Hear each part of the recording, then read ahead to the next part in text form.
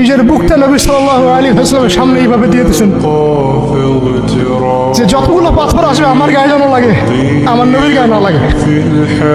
আমাকে ঘর থেকে এত দূরে নিয়ে এসে আল্লাহ তুমি তোমার শত্রুদের হাতে আমাকে ন্যস্ত করলা। ইয়াতাহাজ্জামুনি, যারা চতুর্দিক থেকে আমাকে পাথর মারতেছে এদিকে লেলিয়ে দেওয়া হলো, সবার হাতে পাথর উঠিয়ে দেওয়া হলো যে এই ব্যক্তি মাজনুন, নাউযুবিল্লাহি মিন যালিক। মাজনুন মানে পাগল, এই ব্যক্তি কাযযাব, এই ব্যক্তি মিথ্যাবাদী, এই ব্যক্তি সাহের, এই ব্যক্তি জাদুকর। কাকে বলা হচ্ছে? সবাই মিলে পাথর মারো তাকে, নাউযুবিল্লাহি মিন যালিক। সমস্ত ছোকরাটা পাথর মারা শুরু করবে। কি পাথর মারার সেই গতি, যেখানে পাথর মারা হয়েছে ওই জায়গা আমরা দেখে আসছি আলহামদুলিল্লাহ। কি পাথর মারার গতি! এমন পাথর মারা হচ্ছিল যে রাসূল সাল্লাল্লাহু আলাইহি ওয়াসাল্লামের মানে গায়ে লেগে রক্ত বের হতে হতে সেই রক্ত দিয়ে পায়ের যে জুতাটা আছে এই জুতাটা আটকে গেছে। এইভাবে জুতা খোলা যাচ্ছে না। রাসূলুল্লাহ সাল্লাল্লাহু আলাইহি ওয়াসাল্লাম পা থেকে জুতা খোলা যাচ্ছে না, রক্তে আটকে গেছে। কোন পর্যায়ে গেলে মানুষ এই কাজ করতে পারে? কি পরিমাণ ক্ষোভ থাকলে মানুষ এই কাজটা করতে পারে? আর কার এগেইনস্টে করছে? আল্লাহর প্রিয় হাবিব, যার জন্য আল্লাহ পাক ফিরদাউস রেখেছেন, মাকামে মাহমুদ রেখেছেন, যার সুপারিশ ছাড়া আমরা মনে হয় না জান্নাতে কেউ যেতে পারবো, অসম্ভব। যার সুপারিশ ছাড়া বিচার শুরুই হবে না কিয়ামতের মাঠে, হিসাব নিকাশ শুরুই হবে না, জান্নাত তো বহু দূরের কথা। জান্নাতের দরজাও খোলা হবে না যিনি আগে না ঢোকা পর্যন্ত। তাকে মানুষ সেভাবে মারা শুরু করবে। রক্ত ঝরতেছে। এই সময়ে এই সাহাবী যায়েদ ইবনে হারেসা রাদিয়াল্লাহু আনহু নিজের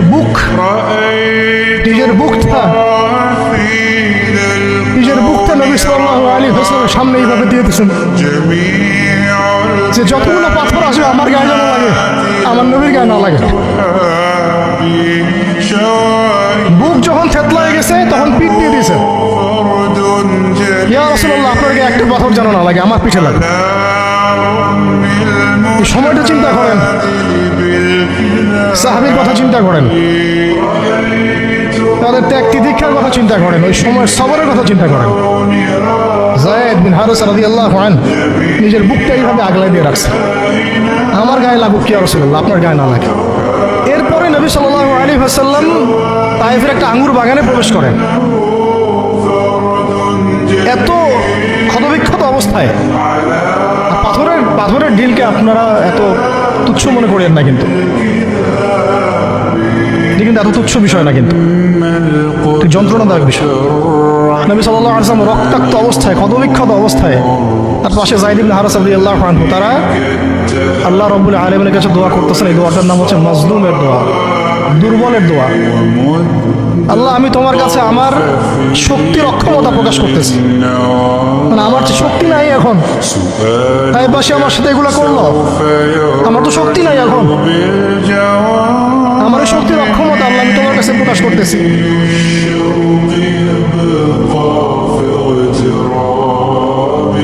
ইলাইকা আশকু দুআফা কুওয়াতি, আমার শক্তির যে কুওয়াতের অক্ষমতা, দুর্বলতা আমি তোমার কাছে প্রকাশ করতেছি। ওয়া কিল্লাতা হিলাতি, এই যে সহনশীলতা, এই সহনের যে ক্ষমতার যে ঘাটতি, এগুলো আমি তোমার কাছে পেশ করতেছি। ওয়াহাওয়ানি আলান নাস, আর এই যে পুরো মানুষ, তায়েফের পুরো মানুষ আমার সাথে যা করলো, তাদের সাথে লড়াই করার যে আমার অক্ষমতা, বা তাদেরকে বুঝানোর যে অক্ষমতা আমার, তাদেরকে যে আমি বুঝাতে পারতেছি না, এটা যে আমার অক্ষমতা, এই হালত আমি তোমার কাছে পেশ করতেছি। আল্লাহুম্মা ইলাইকা আশকু দুআফা কুওয়াতি ওয়া কিল্লাতা হিলাতি ওয়া হাওয়ানি আলান নাস। কি শব্দ! ইলা মান তাকিলুনি, আল্লাহুম্মা ইলা মান তাকিলুনি, আল্লাহ তুমি আমাকে কাদের হাতে ন্যস্ত করলা, আল্লাহ তুমি আমাকে কাদের হাতে ন্যস্ত করলা। ইলা আদুইন বাঈদিন ইয়াতাহাজ্জামুনি, আমাকে ঘর থেকে এত দূরে এনে, সেই মক্কা থেকে কত দূরে, আমাকে ঘর থেকে এত দূরে নিয়ে এসে আল্লাহ তুমি তোমার শত্রুদের হাতে আমাকে ন্যস্ত করলা। ইয়াতাহাজ্জামুনি, যারা চতুর্দিক থেকে আমাকে পাথর মারতেছে। কি আবেগ দোয়ার মধ্যে, কি ভাষা, কি লফজ। ইলা আদুইন বাঈদিন ইয়াতাহাজ্জামুনি, তুমি আমাকে আল্লাহ ঘর থেকে বের করে এত দূরে নিয়ে আসলা, শত্রুদের হাতে সমর্থন করলা, তারা আমাকে চতুর্দিক থেকে পাথর মারতেছে।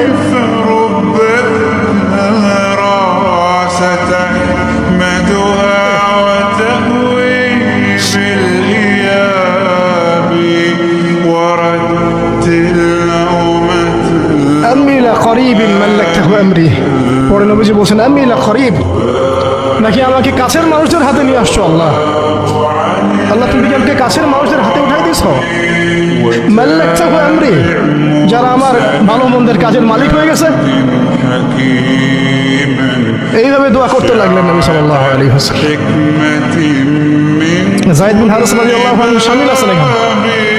তারপর নবীজি বলছেন ইল্লাম তাকুন সাখিতুন আলাইহি ফালা উবালি, আল্লাহ এত কিছুর পরে যদি তুমি আমার প্রতি অসন্তুষ্ট না হও, আমার কিছুই যায় আসে না। আল্লাহ এত কিছু হয়ে গেল, এরপরে যদি তুমি আমার উপর অসন্তুষ্ট না হও, অন্তত আমার কিছুই যায় আসে না। আলহামদুলিল্লাহ।